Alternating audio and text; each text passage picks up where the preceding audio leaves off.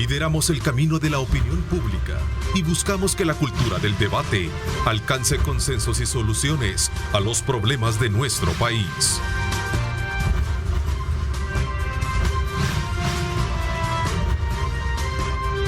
Diálogo con Ernesto López. Son las 6 de la mañana con 31 minutos. Qué placer enorme saludarles a ustedes. Gracias nuevamente por estar con nosotros desde muy tempranas horas de la mañana, dándole seguimiento desde luego a todo lo acontecer de la noticia en nuestro país y el mundo entero. Gracias a Osvaldo Ruiz y a todo el equipo periodístico por darnos desde luego y ponernos al día con la noticia. Vamos en esta hora y media, desde luego, como siempre, a hacer análisis pertinentes de temas y de país.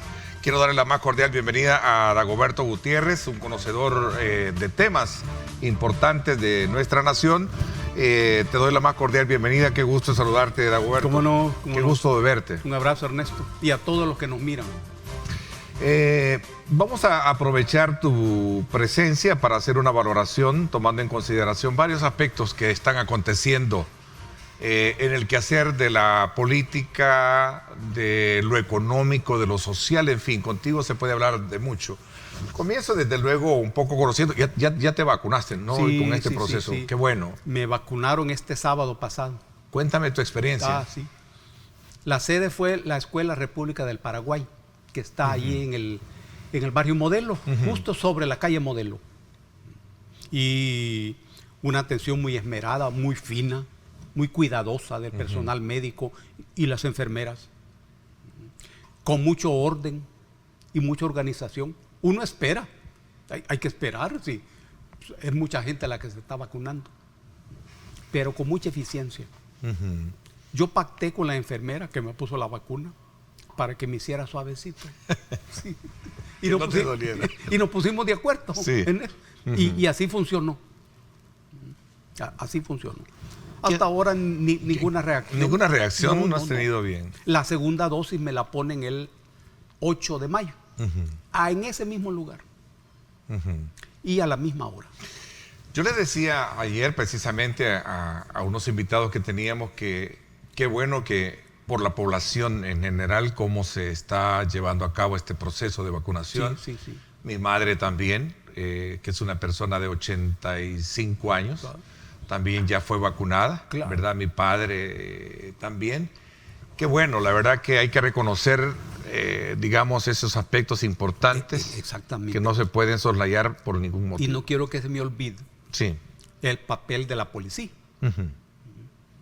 ordenando y organizando.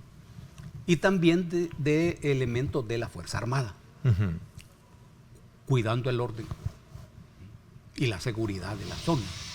Todo bien.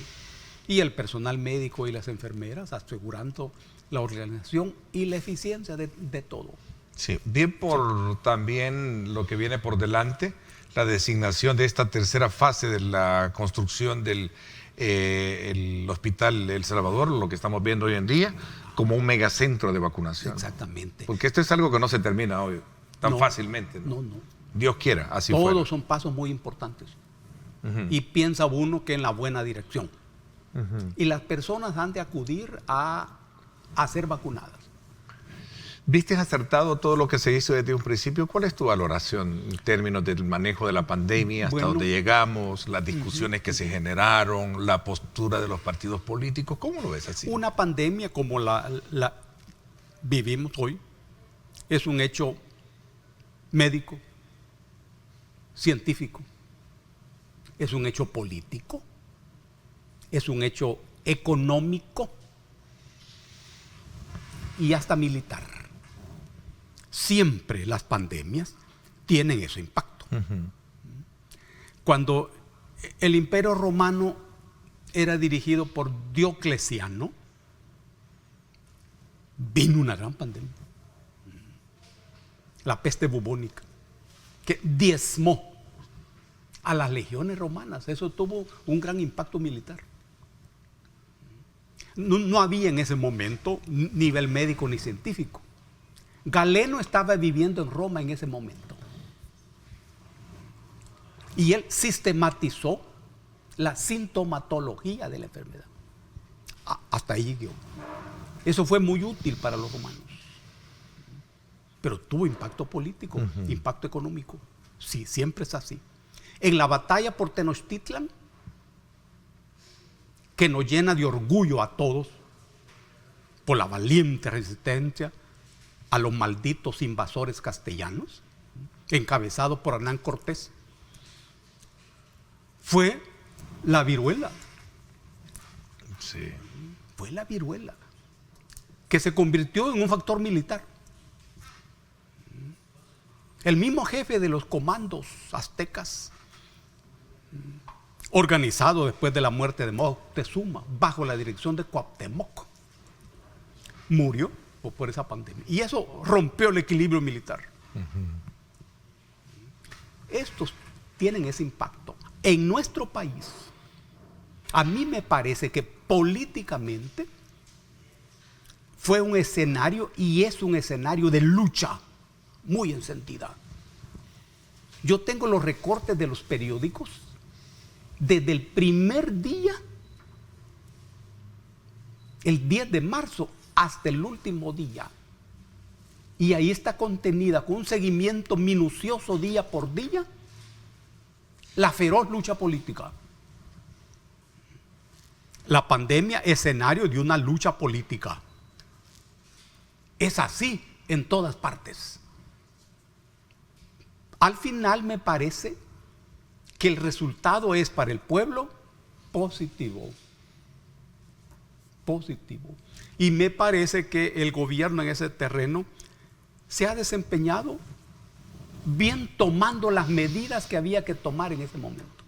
Es más, pienso, no se desea eso, pero si se complica, el Estado está con el poder y la facultad de tomar decisiones que afecten la economía. Porque en estas circunstancias, la salud es más importante que la economía. Xi Jinping en China, en los primeros momentos de la pandemia, dijo: la salud es prioritario ante la economía. Y cerraron las fábricas en Wuhan. Esa es una decisión política. Si uno mira la crisis en los Estados Unidos y en Europa, ese es un problema no resuelto. Porque no se puede convivir armónicamente. No se puede. Eso es lo que la experiencia ha arrojado. Entonces, pienso que hay un saldo favorable al gobierno y un saldo favorable a la gente en la salud. Bueno, la verdad que te agradezco muchísimo tu valoración en ese sentido, en este tema. No podía soslayar, desde luego, y dejar y destacar esa buena gestión que se está haciendo en el tema de vacunación, ¿verdad? Yo creo que eso es bueno para la población y, como bien tú sitúas, es parte de la prioridad que dentro de la agenda debe de existir y que por lo menos desde que vino la pandemia fue lo que se dio. A costa de algunas voces disonantes ahí, políticamente hablando, Por incluso supuesto, desde la parte económica, que también es otro de los puntos que sin duda alguna se vio afectado, ¿no? Pero bueno, aquí estamos.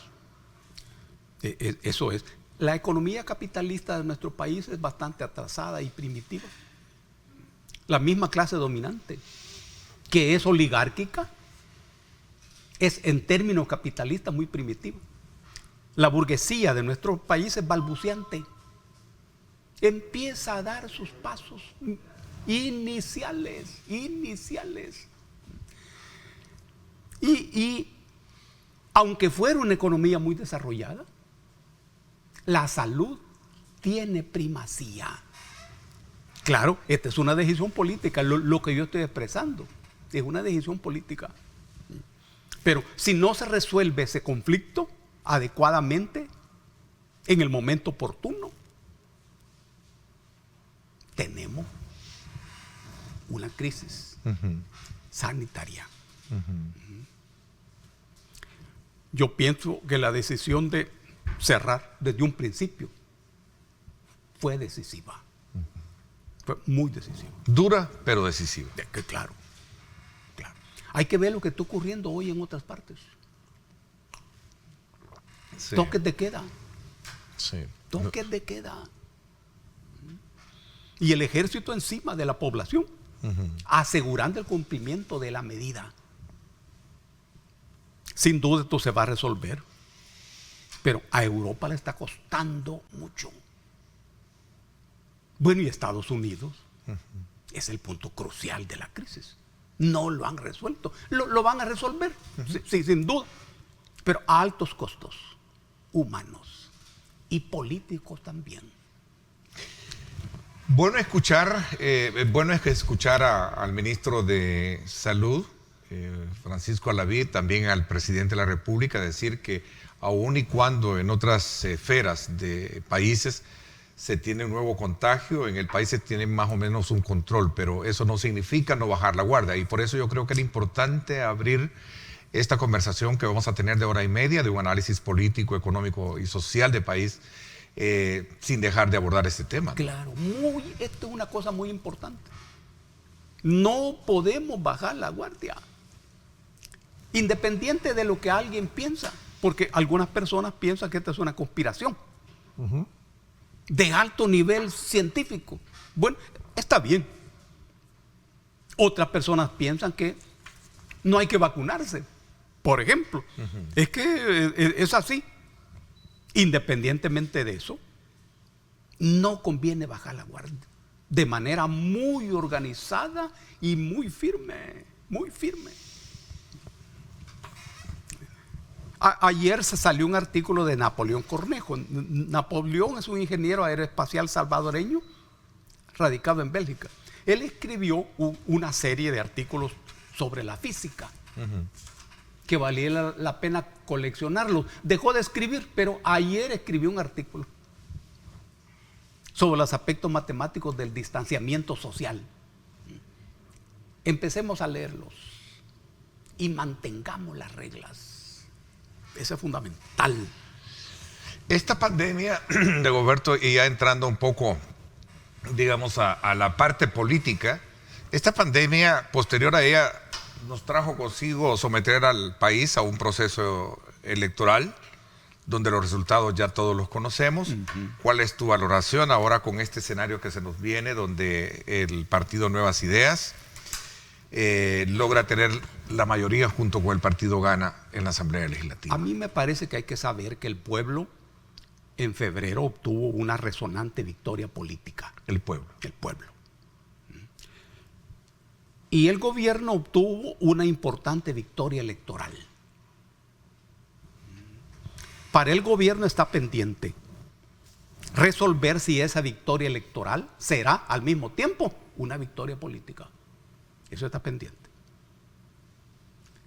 Pero la victoria política del pueblo está muy clara. Es pocas veces en la historia en que el pueblo expresa una gran sabiduría política, estableciendo sus objetivos. Eso se llama hacer política.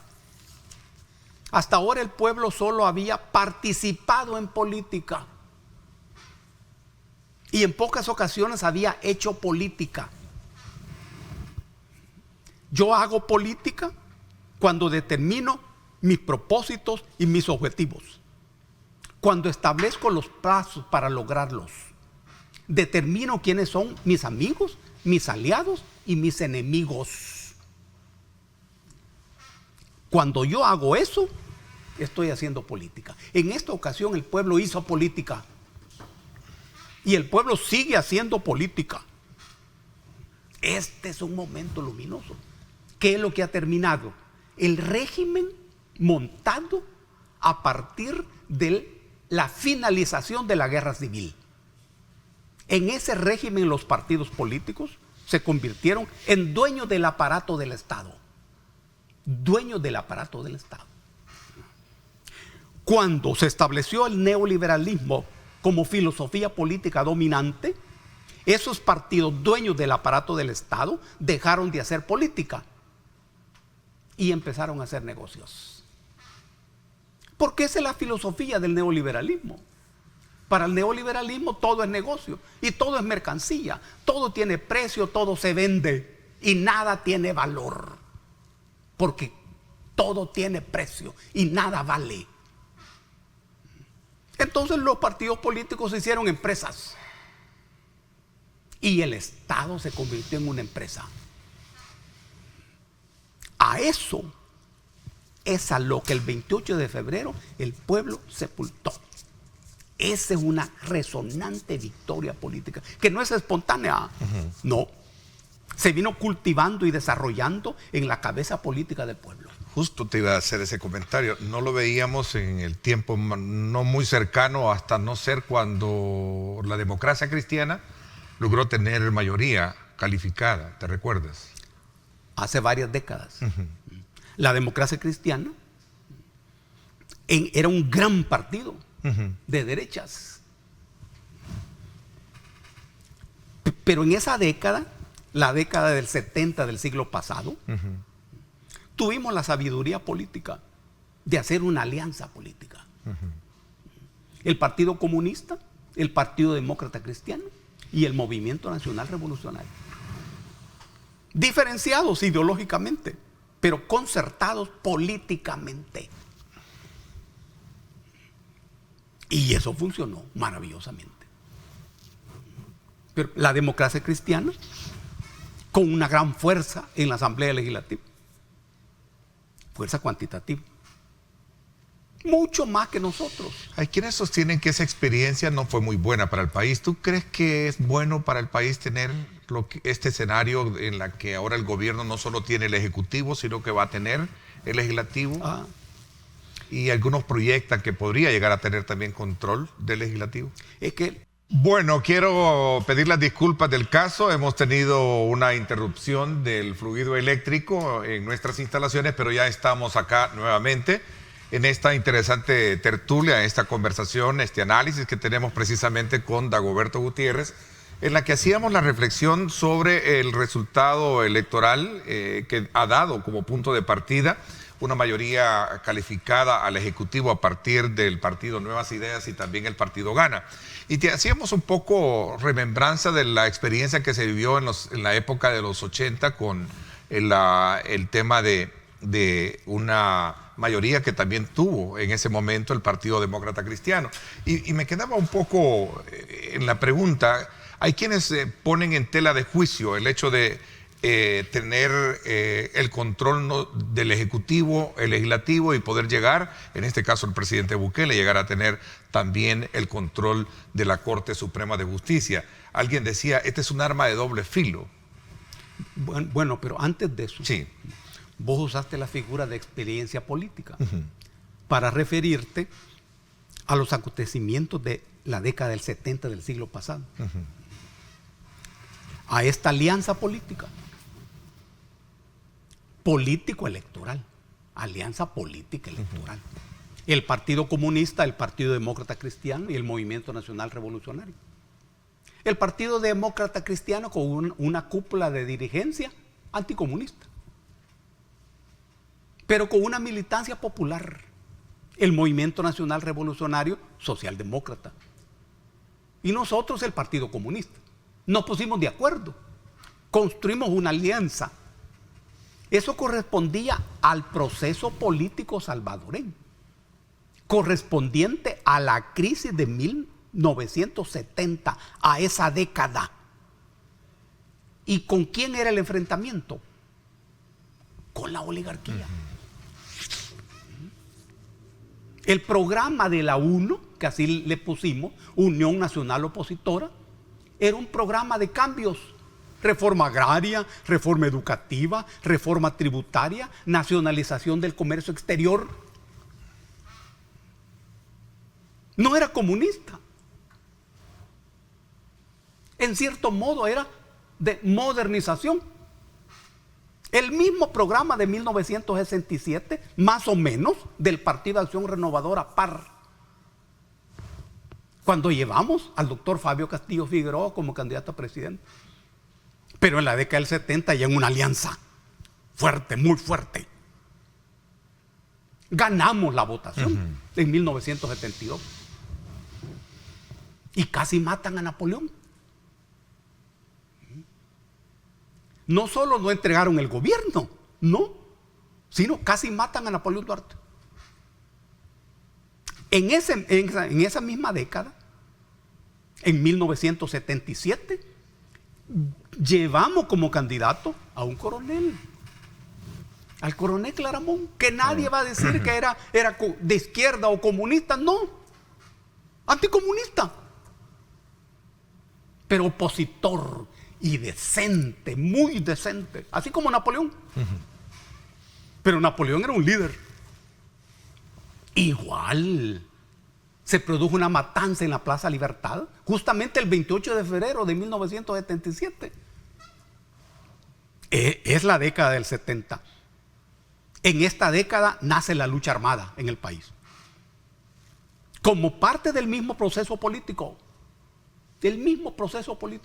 histórico, al que hay que seguirle la huella para entender lo que ocurre hoy.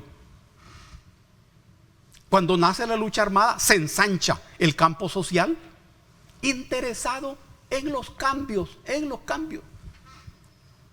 Nace el FMLN guerrillero como un acuerdo político preponderantemente anticomunista.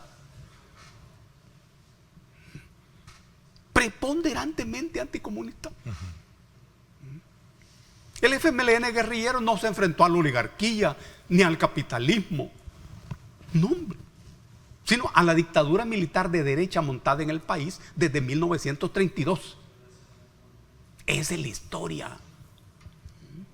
Y se inician estos 30 años de lo que estamos hablando hoy. ¿Y Bukele? ¿Quién es Bukele y sus amigos y su grupo? ¿Quiénes son? ¿Es gente de izquierdas? No.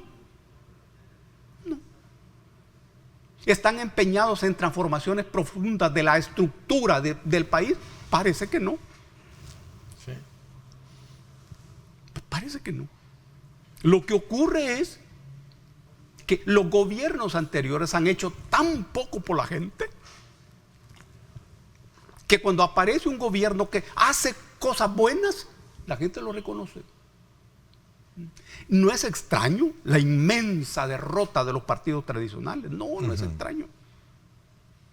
Y no es extraño además que estos partidos no sepan qué es lo que pasó, que no entiendan qué es lo que ocurrió.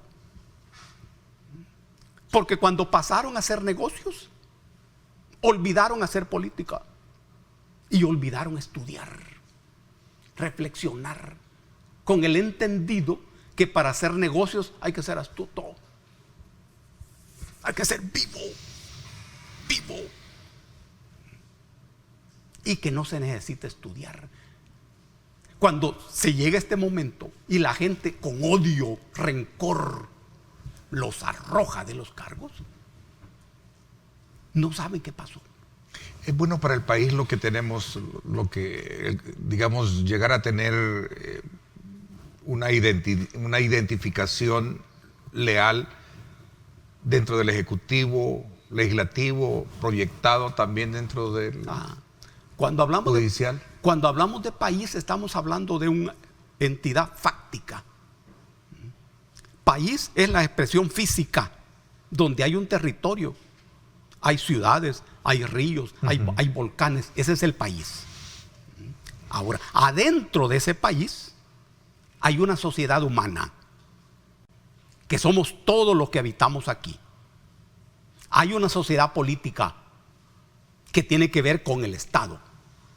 Y hay una sociedad civil que tiene que ver con el escenario en donde el bloque dominante impone su dominación. Todo eso se mueve. De tal manera que lo que es bueno para un sector es malo para otro sector. Es malo. Por ejemplo, la lucha de la Unión Nacional Opositora, la lucha que hicimos en la década del 70, era bueno para el país, para la sociedad humana, bueno para la sociedad humana. Por esa misma medida era malo para la oligarquía y también para Washington. En todo esto Washington tiene problemas de inteligencia y de materia gris. porque no estudian suficientemente nuestra historia y nuestra sociedad. Afortunadamente. Afortunadamente. ¿Se avisoran grandes cambios en el país con esta nueva configuración de fuerzas políticas en la Asamblea Legislativa, a tu criterio? Están ocurriendo grandes cambios en el país. Grandes cambios. El cambio más importante es lo que está ocurriendo en la cabeza política del pueblo. Ese es el cambio más importante. Ahora bien, no se sabe si esos cambios se van a convertir en transformaciones. Aquí hay que precisar los conceptos. Un concepto es una explicación general todavía de una idea. Cuando yo hablo de cambios, me estoy refiriendo a algo cuantitativo, superficial. Hoy ando con esta camisa. En la tarde puedo andar con otra camisa. Ese es el cambio. Pero yo sigo siendo el mismo. Ahora, cuando hablo de transformación, no. En la transformación, yo dejo de ser yo. ¿Ves? Es un proceso cualitativo que va de adentro para afuera y de abajo para arriba. Esa es la diferencia en la palabra. Y cuando hablo de mutación, estoy hablando de una realidad sustituida por otra realidad. Bueno, para precisar bien las palabras, el cambio más importante, repito, es lo que ocurre en la cabeza política del pueblo. Eso vos no lo mirás si no tenés capacidad de observación y de reflexión. Ahora bien, hay un cambio en la correlación de fuerzas en la Asamblea Legislativa, pero eso no es lo más importante. Pero puede ser muy importante, eso sí, porque en este momento eso es nada más un cambio. Es decir, eso tiene por hoy una expresión cuantitativa. ¿No es un cheque en blanco? No. Es decir, es una reflexión que indica que uno tiene tantos diputados, el otro tiene una cantidad menor, el otro aún menor. Eso es cambio. Ahora bien, eso se va a expresar en transformaciones favorables para la vida de la gente, que es de lo que estamos hablando. Eso es lo que está en el campo de batalla. Quien ganó fue el pueblo, dices tú. Políticamente. Cuando hablamos de lo político nos estamos refiriendo al poder político, que es la madre del cordero, de toda la lucha social. Poder político. Pero, ¿qué va a significar eso? En el terreno político. En el terreno electoral está claro, porque se refiere a la cantidad de diputados.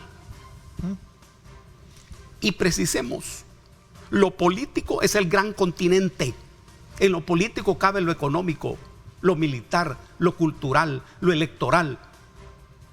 Lo electoral es un contenido de lo político, nada más un contenido. Nada más un contenido. ¿Qué va a pasar con esa cantidad de diputados? No lo sabemos. Lo que sí sabemos es esto, Ernesto, que los poderes fácticos, que son los dueños del Estado, dueños del gobierno, dueños de la economía, dueños del territorio, se llama poder fáctico, y que fundamenta lo que se llama sistema político. Es decir, descubren la manera de que esa estructura estatal trabaje en su beneficio. Esos poderes fácticos ya están actuando para que los nuevos diputados trabajen para ellos. Me dejas un poco atónito con esa reflexión concluyente. ¿No avisoras mayores cambios? Esa es otra cosa. Producto de estos poderes fácticos. Es que lo que viene no son cambios. Si tienen valor político, son transformaciones. El cambio ya se produjo. Pero lo importante es que aquí son transformaciones que, repito, tienen expresión cualitativa y estructural. Yo me transformo cuando dejo de ser yo. Pero me cambio cuando me cambio camisa o corbata o saco. Esa es la diferencia. Ese cambio que se ha operado en la Asamblea Legislativa va a producir transformaciones en beneficio de la gente o transformaciones en contra de la gente. Esto es lo que está pendiente. Voy a hacer una pausa. ¿Me explicas cómo vamos como pueblo? ¿Cómo el pueblo puede ir percibiendo que se van a generar esas transformaciones? Exactamente. Voy a hacer una pausa. Gracias por estar con nosotros. Aprovecho invitarlos a que me acompañen hoy a las 7 de la noche, sintonizar en directo con Ernesto López Radio. El debate político semanal, estarán con nosotros Bessie Ríos, también Tania Pastor y también Remberto González, urge. Estarán con nosotros 7 de la noche en 107 Fuego, una estación del Grupo Radial Megavisión que también se convierte en una plataforma importante de opinión periodística para que usted pueda tenerlo de primera mano a través de su frecuencia. Y también en Facebook, en vivo, transmitiendo para todo el mundo. 7 de la noche, la invitación para que no se pierda el debate político semanal en radio.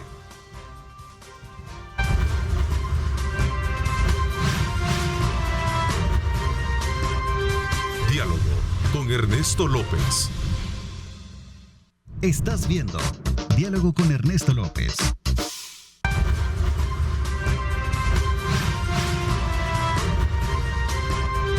Diálogo con Ernesto López. No hay camino ni reto capaz de frenarnos. Econoparts, siempre las mejores marcas. Econoparts presenta. Recuerde usted que para un camino seguro necesita los mejores repuestos y por eso Econoparts le da las mejores marcas con la mejor garantía.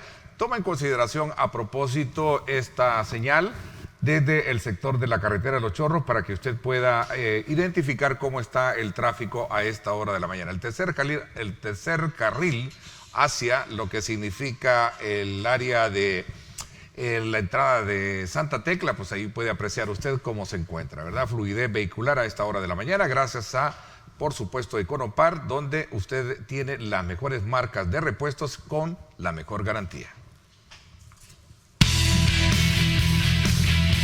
Nuestras marcas son la mejor garantía. Econoparts, siempre las mejores marcas. Presentó. Continuamos conversando con Dagoberto Gutiérrez. Estamos haciendo una evaluación política, electoral de los acontecimientos que marcan, desde luego, y ponen en perspectiva lo que viene a partir del 1 de mayo, fecha en la que toma posesión la nueva legislatura. Dagoberto, ¿cómo el pueblo va a comenzar a percibir que se está llevando a cabo esa transformación? ¿Con qué acciones, con qué leyes, con qué cambios, con qué reformas? Estamos analizando un momento de crisis política. No todos los días los regímenes políticos entran en crisis, pero hoy sí. ¿Y cómo se expresa esta crisis? Uno, los de arriba no pueden seguir gobernando como antes. Y los de abajo no quieren seguir siendo gobernados como antes. Esto es lo primero. Segundo, el pueblo atraviesa un momento de mayor sufrimiento, mayor pobreza, mayor ofensa. En ningún momento como este, el capital explota a su trabajador, le niega derechos mínimos laborales, impone salarios de hambre. El pueblo sufre. Es el segundo componente. Y el tercer componente de la crisis tiene que ver con la movilización política del pueblo. Estos tres componentes definen una crisis política. En el país es lo tercero lo que está caminando, pero no está definido. Ahora bien, en la historia de nuestro país hemos tenido diferentes momentos de crisis.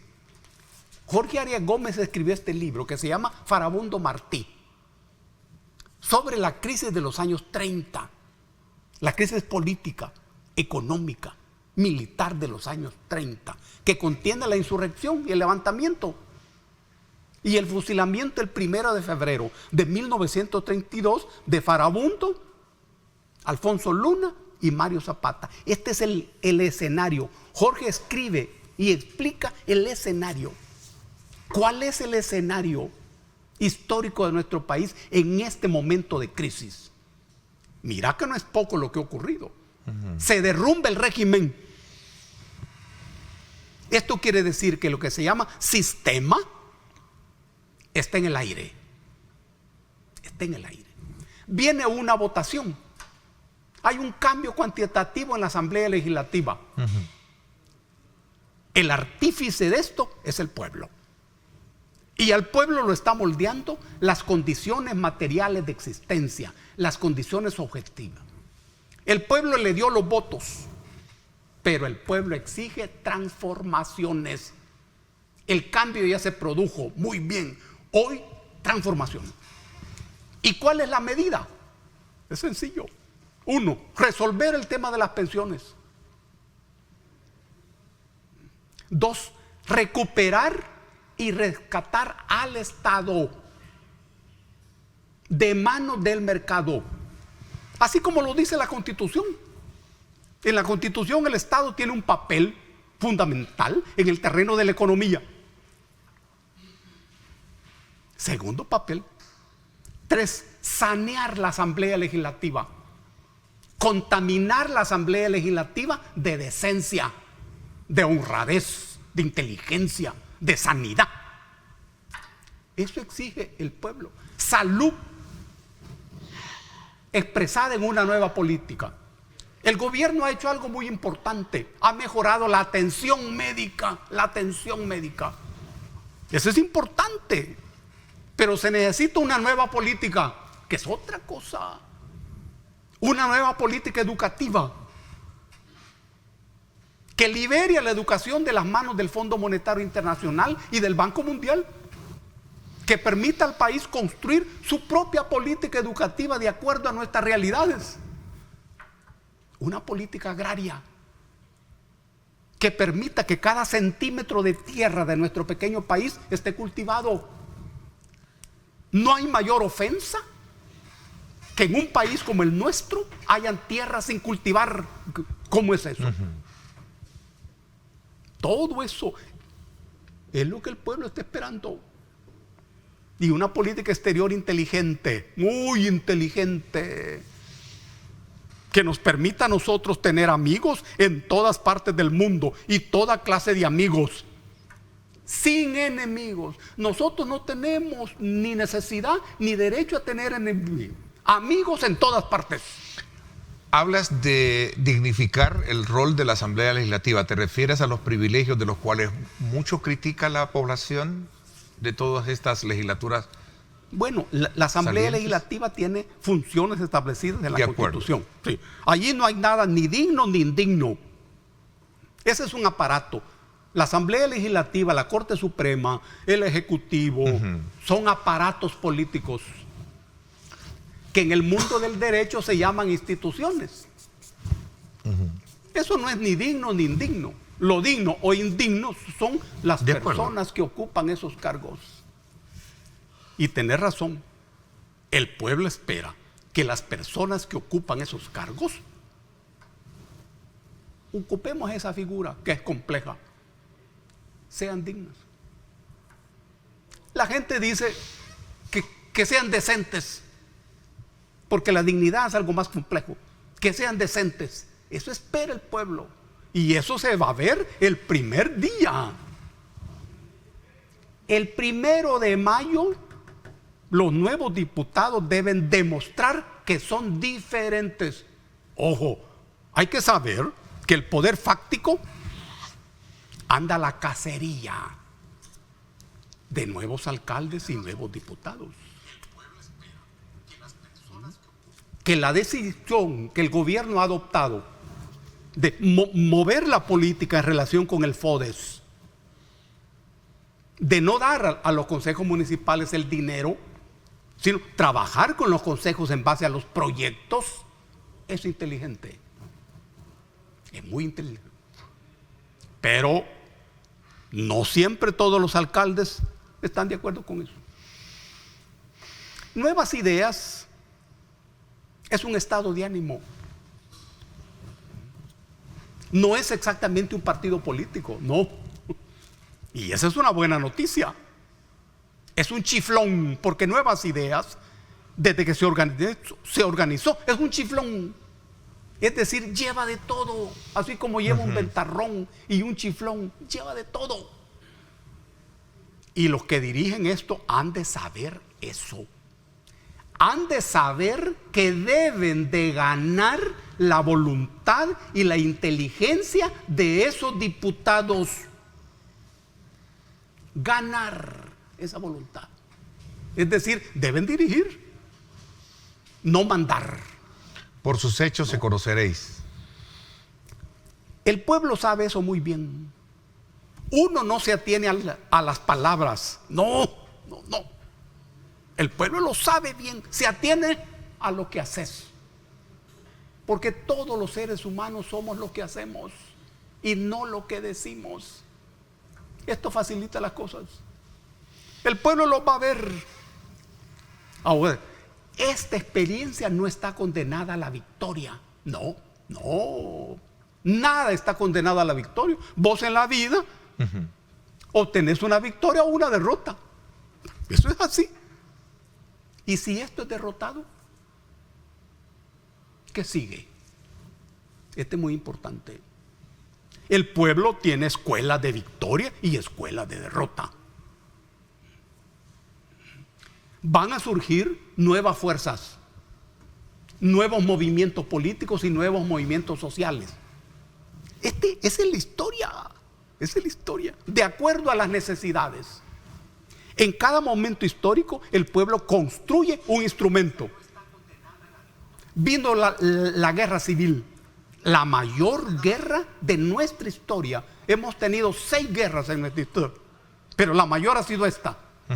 ¿Qué organizó el pueblo? Un instrumento político-militar, el FMLN guerrillero. Lo organizó el pueblo. Nosotros, instrumentos del pueblo, parte del pueblo. Hoy, si esto fracasa, se organizará otros instrumentos.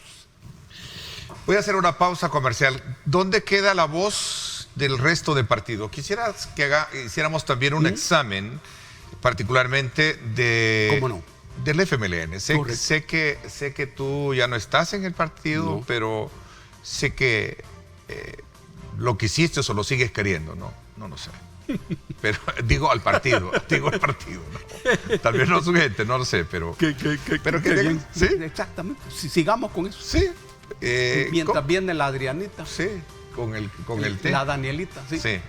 Vamos a la pausa. Gracias por estar con nosotros. Gracias mil por estar compartiendo nuestra señal a través de nuestros canales digitales con sus contactos. Regresamos. No nos cambien.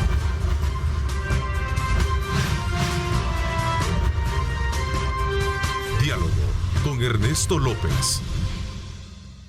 Estás viendo Diálogo con Ernesto López.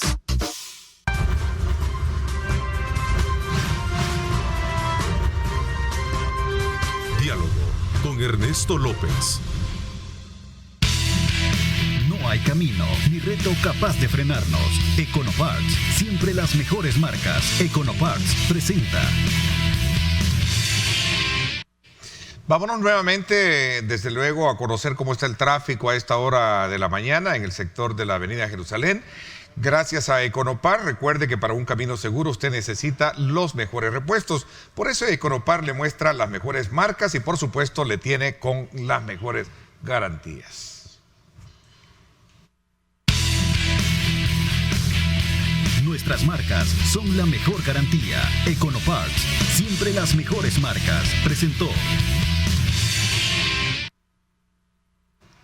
Gracias nuevamente por estar con nosotros. Bueno, entremos un poco a estudiar también aquellos actores que van a estar dentro de ese concierto de voces en la Asamblea Legislativa. El resto de partidos en algún momento han sido llamados por algunos dirigentes del gobierno y también de Nuevas Ideas como irrelevantes. ¿Son irrelevantes Arena, el FMLN, en ese concierto de...? Antes de eso, Algunos amigos han comentado, ¿por qué no mencioné la corrupción? Oh, sí. Este es muy importante. También me faltó el problema del agua. El salvataje del río Lempa. Que la lucha contra la minería metal mecánica.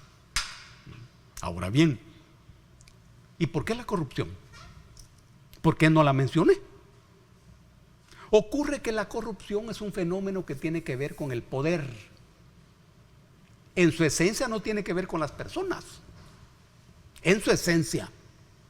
Porque si tuviera que ver con las personas, ocurriría que la corrupción es insalvable, porque va en la naturaleza humana. No, no es así. ¿Cuándo aparece la corrupción? Cuando el funcionario usa el poder de sus funciones que no le pertenece, sino que pertenece al pueblo, como que si fuera de él. Esa es la esencia de la corrupción. Y el tema está en la definición del funcionario. El funcionario, dice la Constitución, es delegado del pueblo. ¿Qué significa este concepto jurídico político?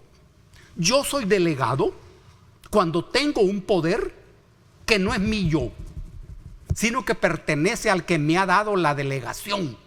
Eso quiere decir delegado. Y agrega la Constitución. Y no tiene más atribuciones que las que expresamente le da la ley.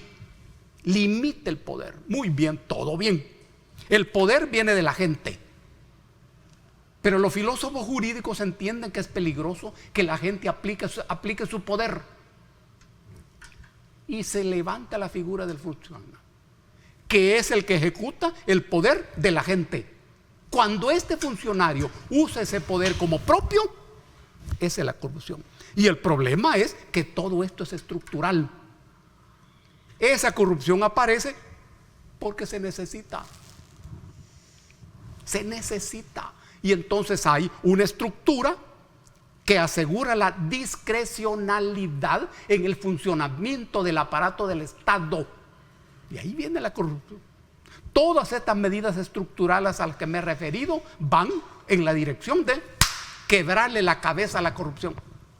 Quebrarle la cabeza a la corrupción. Por eso no mencioné directamente la corrupción. Porque nos podemos equivocar pensando que eso es una cosa estructural. No, no. Eso se resuelve si resolves los antecedentes estructurales. Claro. Es la estructura de la sociedad, el corazón que permite que esta sociedad siga siendo la misma o se transforme en otra mejor para la gente. Siempre en esto, por favor, no pierdan la parcialidad, porque nada es para todos. No, lo que es para el pueblo es en contra de los oligarcas y de los burgueses, y lo que es para los oligarcas y los burgueses es en contra de la gente. Es la parcialidad. Si vos sos cristiano, has de saber que hubo un hombre que dijo que era más fácil que un camello pase por el ojo de una aguja que un rico entre al reino de los cielos. Hombre maravilloso, justo, valiente, claro, conocedor del poder. Mira lo que dijo. Esa es la parcialidad. Ese hombre dijo en otro lado y en otras circunstancias: los que piensen que soy mensajero de paz se equivocan, soy espada. Búscalo en un libro que tenés que aprender a leer con cabeza política. Se llama Biblia de los hebreos, la Biblia hebrea. Y tenés que aprender a leer también con cabeza política nuestra Biblia, que se llama el Popol Vuh, que es diferente, pero parecida. Ahora bien, ¿qué va a pasar en la Asamblea Legislativa? Dale. ¿Qué va a pasar con los partidos, con el resto de partidos? Algunos funcionarios y dirigentes de Nuevas Ideas los consideran irrelevantes. ¿Serán irrelevantes? Vos me hiciste una pregunta específica sobre el FMLN. Sí. Bueno. Y es cierto eso. Yo soy fundador del FMLN guerrillero. Maravilloso. Es el esfuerzo más grande, junto con la Unión Nacional Opositora, de construcción de alianzas. La alianza es un acuerdo político con cemento político. Así se define una alianza. No hay identidades ideológicas, no. Hay acuerdos políticos. 2, 3 o 4 acuerdos. Nada más. Nada más. La UNO y el FMLN guerrillero. Todos los días me recuerdo a mis compañeros combatientes que cayeron en esa lucha heroica, brillante. Todos los días. Y escribo sobre eso. Escribo sobre eso. Cuando muere ese FMLN, nace el partido FMLN. Es otra experiencia. Ahí hay queridos amigos y queridos compañeros también. Pero es otra cosa. Ese partido FMLN es el que ha sido derrotado por el pueblo. Hasta ahora ellos no saben qué es lo que pasó. Si me preguntan a mí cómo veo a ese partido, pienso que ha llegado el momento de desaparecer. Ellos lo saben. Ellos lo saben, pero lo saben de manera balbuceante, muy balbuceante. Porque renunciaron al ejercicio político. La política es la actividad humana que requiere más inteligencia. Cuando vos te dedicas a lo electoral, entras a una cancha empresarial. Eso es otra cosa. Allí hay que ser vivo, astuto, sin límites. Es el mundo de los negocios. Pero hoy no es cosa de negocios, es cosa de saber lo que pasó. Entonces pienso que ese partido desaparece. Ellos lo saben muy bien. Bueno, Eugenio Chicas me lo dijo acá y te voy a poner textualmente lo que me decía. En el país hay espacio para la izquierda para largo rato, para mucho tiempo. El reto del FMLN es el de cómo contribuir a recoger los retazos de todo el pensamiento de izquierda para construir un nuevo proyecto político para una nueva izquierda. ¿Hay espacio para una nueva izquierda en el país? Primera pregunta, ¿qué es la izquierda? ¿Y qué es la derecha? Es cierto que hay una relación con una filosofía política, pero fundamentalmente ser de izquierdas es una actitud ante la vida, es una actitud ante el mundo. ¿Cuándo vos sos de izquierdas?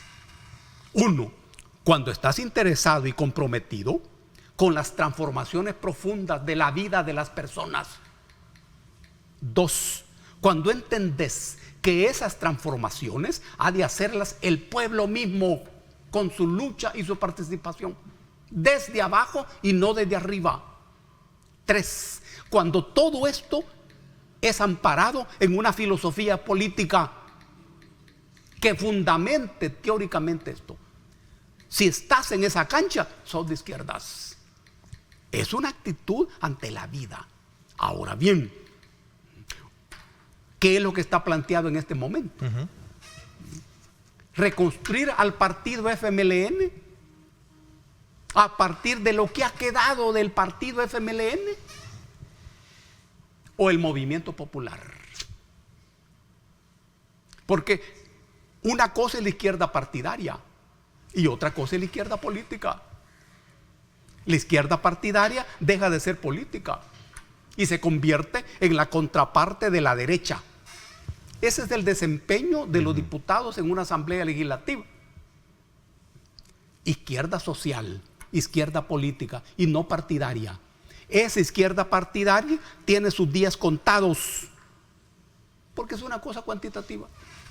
Lo que está planteado para construirse nuevamente en este momento histórico es una izquierda política social que funciona en la sociedad. En la sociedad siempre hay una izquierda porque es una actitud ante la vida. Si vos te empeñás en reconstruir a un partido, eso es otra cosa. Okay. Pero tu tesis es que el FMLN desaparece. Sí. Voy a hacer una pausa y me lo explicas un poquito más ampliado para no irme atrasando, porque tenemos pausa ahorita. ¿Sí? ¿Te parece? Y luego examinamos el resto de partidos políticos y el surgimiento también porque quieras o no, hay un diputado de un partido nuevo en nuestro tiempo, hay un partido también de un partido nuevo, del partido Vamos, hay una diputada electa. A ver, vamos a la pausa y regresamos con más. Gracias por estar con nosotros.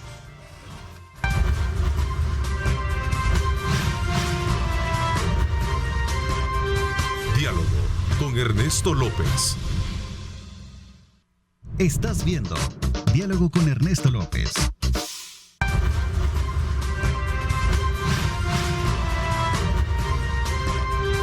Diálogo con Ernesto López.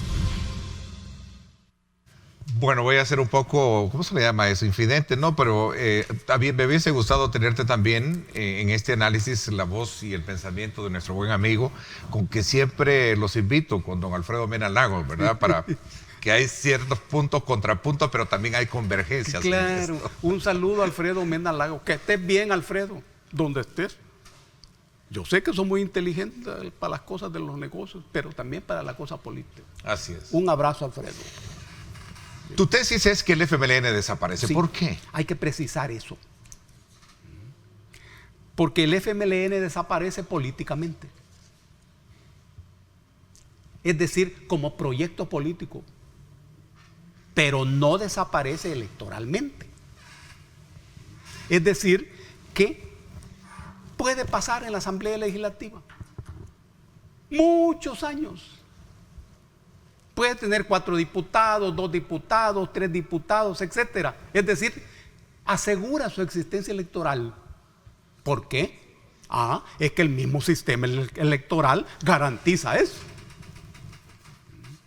Hay una serie de calidades de votos y de diferentes circunstancias que garantizan eso. Que haya allí diferentes expresiones partidarias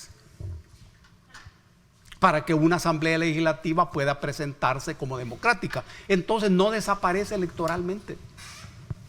Lo más posible es que ahí van a estar, pero ya no políticamente. A eso me refiero. Incidiendo. Sí. Cuando hablo de lo político estoy hablando del proyecto político. De acuerdo. La capacidad convocatoria de la gente. El partido FMLN convocó a la gente durante 30 años. ¿A dónde queda el ADN del FMLN? El ADN es el componente básico de la sangre, ¿no? ¿Cómo no? Ocurre que hablando del ADN del FMLN guerrillero, el ADN era anticomunista. Esta es una cosa muy importante. Ese era el ADN. Hay que saberlo esto y hay que explicarlo. El pueblo debe saber eso. Fue Ronald Reagan el que en su momento dijo que el FMLN era comunista. Bienvenido, Ronald Reagan. Ronald Reagan era una persona de muy pocas letras. Así ocurre. Pero eso nos ayudó tremendamente cuando él se equivocó diciendo eso. Ese es el ADN. ¿Cuál es el ADN del partido FMLN? Que es diferente al FMLN guerrillero. Es otra cosa. De acuerdo. Otra cosa. Estamos hablando del FMLN de hoy. Al partido. Exacto. Al partido de hoy. Sí. El ADN también es de derechas. ¿Por qué se hace esta afirmación? Porque la filosofía política que este partido adoptó y adaptó fue el neoliberalismo. Sabemos que el neoliberalismo no es solamente una política económica, es toda una filosofía de la vida, del ser humano, de la educación, de la salud. Esa es una política de derechas. Ahora bien, pero este partido y el partido de Arena se convirtieron en las 2 vigas maestras del nuevo régimen político. Una jugando a la izquierda, y otro, Arena, en su cancha natural, las derechas. Arena ha sufrido transformaciones, no solo cambios. Pero Arena es de derecha. Mira, la gente le dio 14 o no sé cuántos votos a Arena. Porque ellos son lo que son. Y hacen lo que dicen. No dirán todo lo que hacen, pero hacen lo que dicen. La gente reconoce eso. Y al FMLN, mira a dónde lo puso la gente. 4. Porque si vos sos de izquierda y haces las cosas que hace la derecha, ese es un engaño muy grave. Por eso es de derechas. No puede reinventarse el FMLN a tu criterio, aun y cuando, me lo decía, y quiero que me coloquen ese tuit de Eugenio Chicas, aun y cuando reconozca sus pecados y los confiese. Dijo Eugenio Chicas. Interesante. El reto para el FMLN es el de reinventarnos, reconstruirnos. Humildemente debemos de reconocer nuestros errores. Está ahí, ahí está, mira. ¿No le ves esa salvedad tú? Es que la figura de inventarse. En la lucha política no hay inventos. No. En la lucha electoral, sí. Porque en la lucha electoral se juega con la subjetividad, con el alma del pueblo que vota. Y normalmente los partidos hacen esos malabarismos en el lenguaje y lo tiran en una campaña electoral. Pero el problema no es electoral, es un problema político. Y ahí no hay inventos, hay realidades, siempre hay realidades. Y en cuanto al perdón, es que debieron pedir perdón, pero no hoy. Hoy es tarde. Eso tuvieron que hacerlo en los primeros momentos cuando el pueblo los castigó. En ese momento debieron pedir perdón. El perdón, para los que son cristianos, saben muy bien, que el perdón exige corrección. No es una actitud ingenua. Y regresamos a la ética cristiana. Este hombre, Jesús, perdona a una prostituta y le dice: ándate, yo te perdono, no sigas pecando. No sigas pecando. Esta es la estructura del perdón cristiano. Porque el Dios no es ingenuo. ¿Qué ocurre aquí? Ese perdón pasa por la corrección. Pero hay que pedirlo a tiempo. No lo hicieron. Y hoy ya es muy tarde. Le hice la pregunta en su momento a Chafik Handal y sobre el tema de la renovación dentro del partido. ¿Tú crees que el tema de la renovación es irrelevante para poder reinventarse o es básico para poder de alguna manera ofrecer algo nuevo? La respuesta de él es que si dentro de la consulta es que proyectan hacer a lo largo de 10 años para poder fortalecer de nuevo al partido, si eso se lo pide la gente, pues lo van a hacer. Sí. Pero eso es lo que ha venido pidiendo la gente, entiendo yo. Perdóname un poco que haga el comentario por la pregunta, pero yo recuerdo que incluso el tema de la depuración del padrón fue uno de los grandes, digamos, síntomas ya de autoridad interna, en la cual todo aquel que alzaba la voz contra aquellos que estaban gobernando el partido iban para afuera.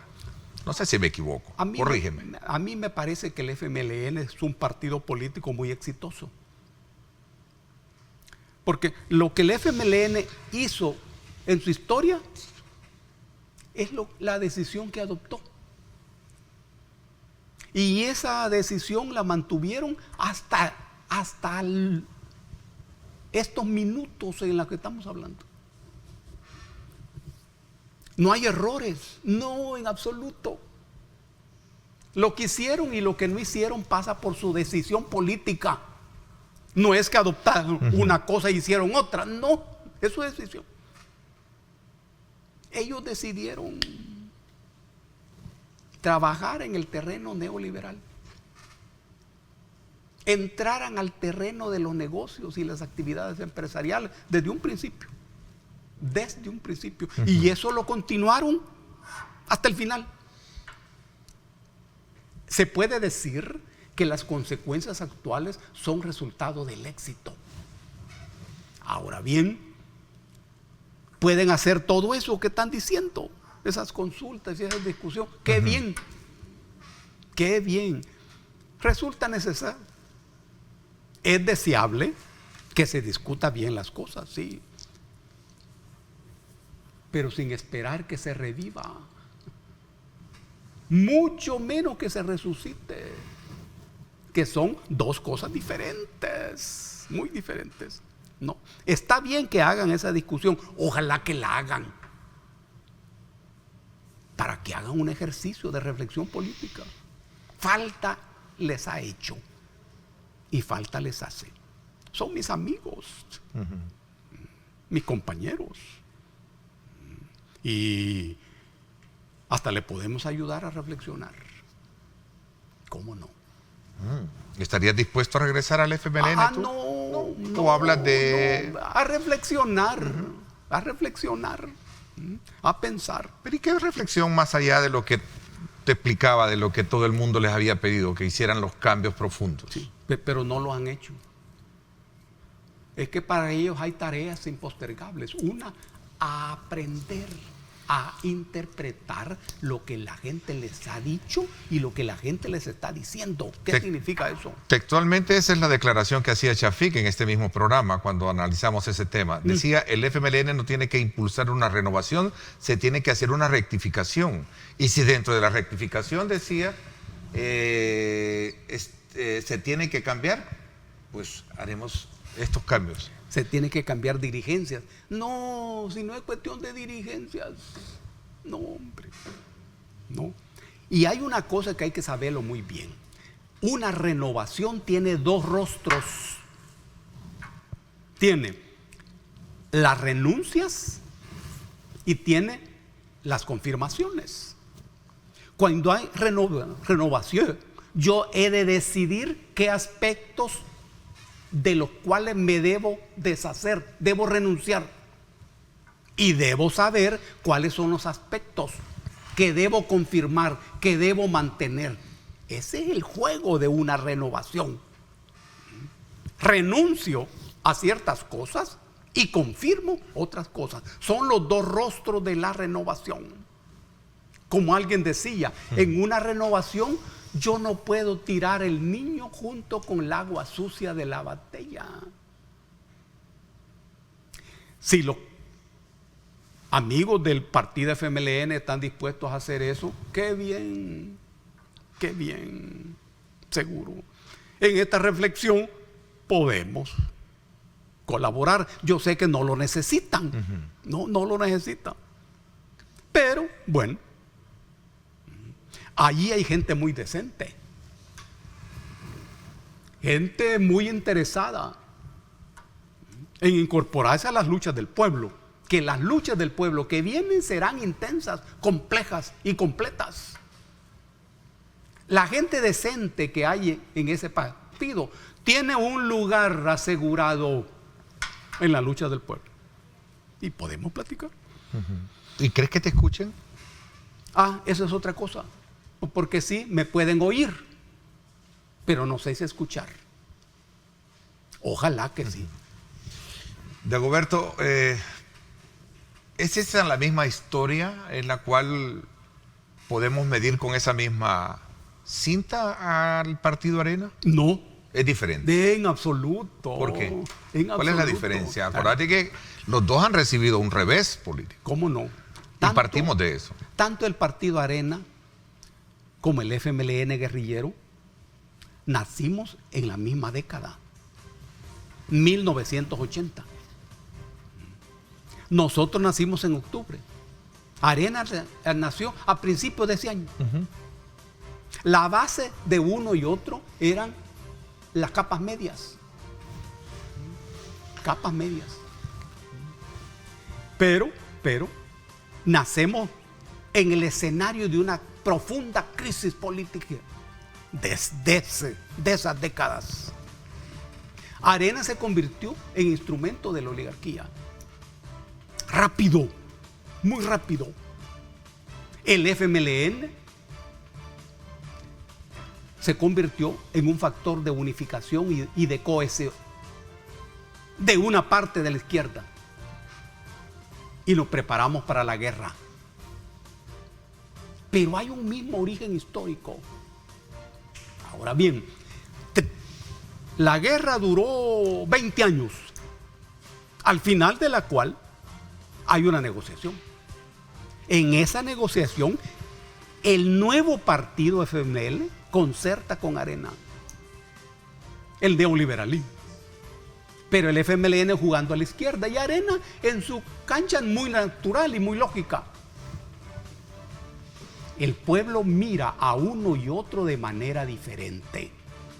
Al FMLN lo dejó con 4 diputados.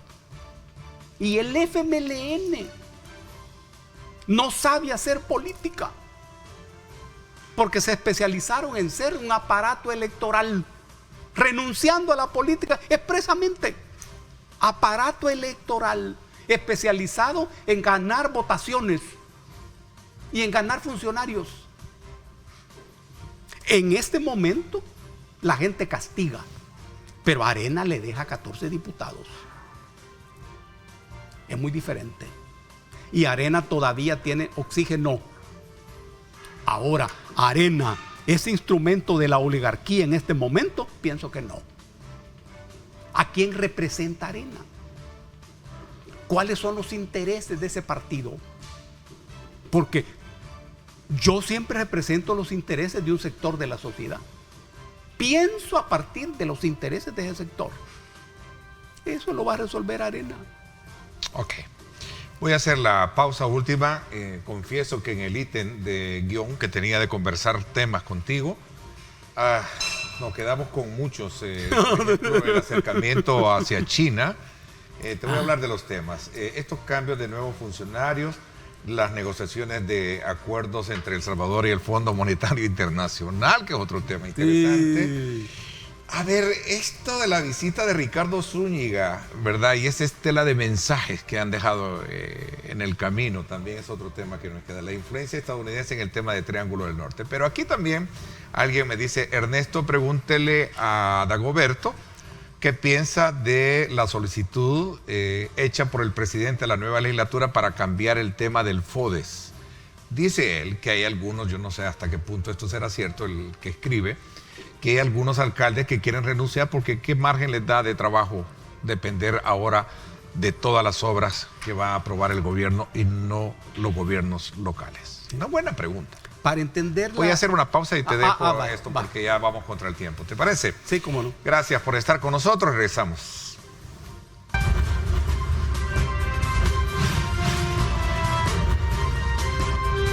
Diálogo con Ernesto López.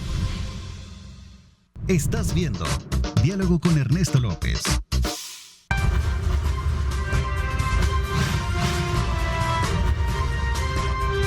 Diálogo con Ernesto López.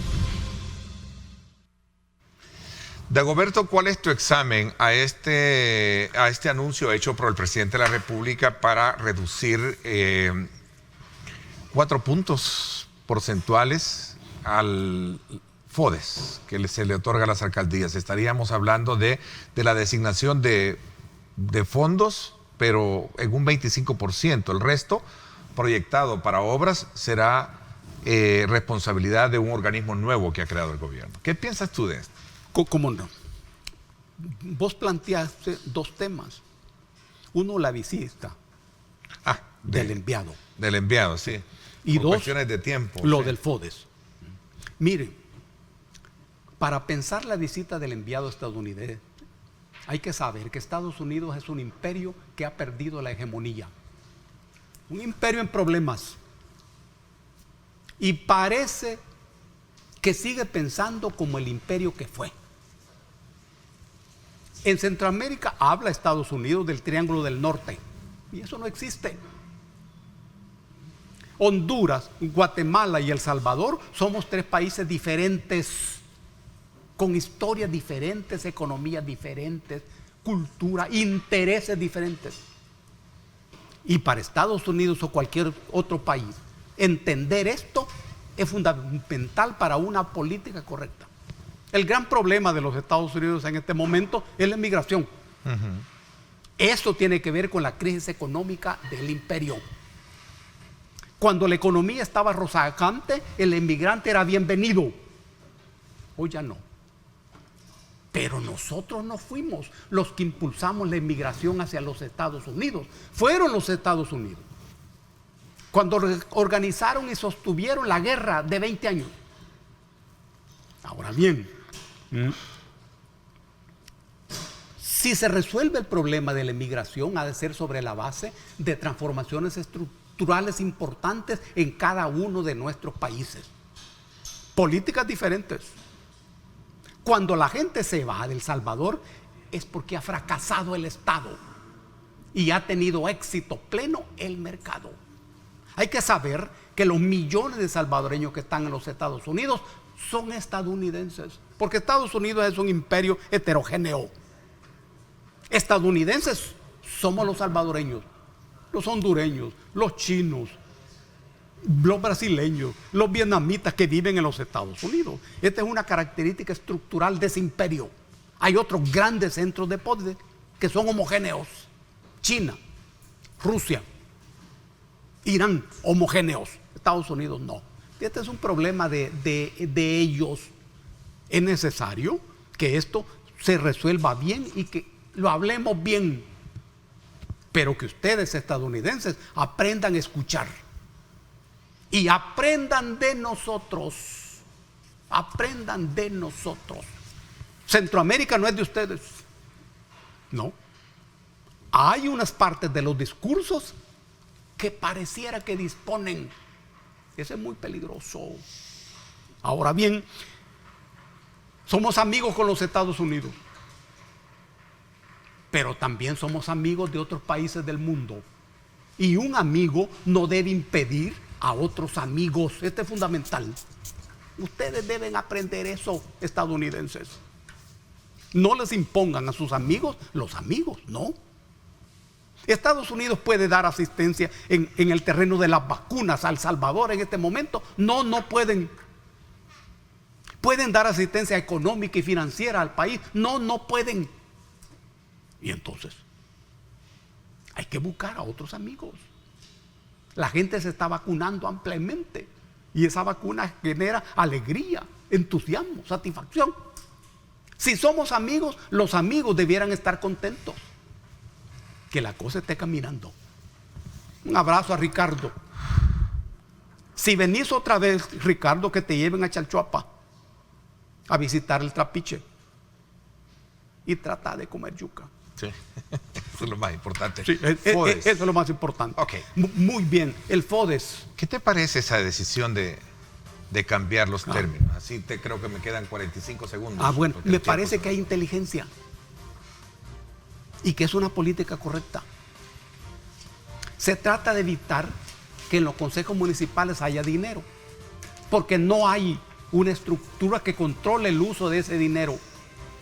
Y entonces, que los consejos municipales trabajen sobre la base de proyectos que tomen en cuenta lo que la gente necesita. Eso es muy sabio. Ahora, que hay algunos alcaldes que no están de acuerdo con esto, sí, es lógico. Pero, ¿acaso ha tenido éxito el FODES? No. El FODES es para asegurar proyectos, pero se ha convertido en un dinero para financiar a los consejos municipales. Es un fracaso. Yo creo que esto es exitoso y los alcaldes han de saber que la gente los ha elegido para que trabajen en beneficio de la gente. Y nadie debe esperar enriquecerse. Tú hacías el comparativo de que el FODES se ocupa para construir parques, pero no tienen agua. Que claro.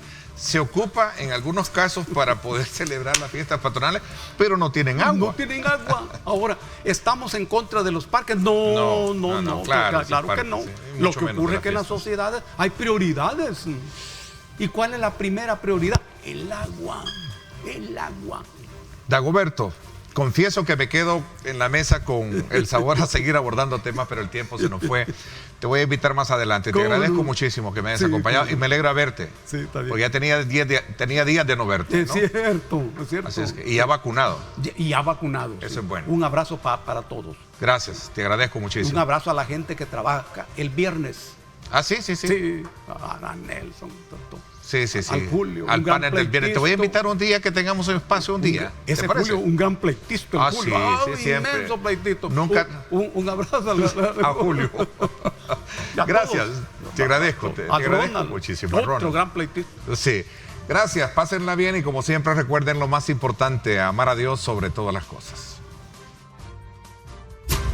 Lideramos el camino de la opinión pública y buscamos que la cultura del debate alcance consensos y soluciones a los problemas de nuestro país.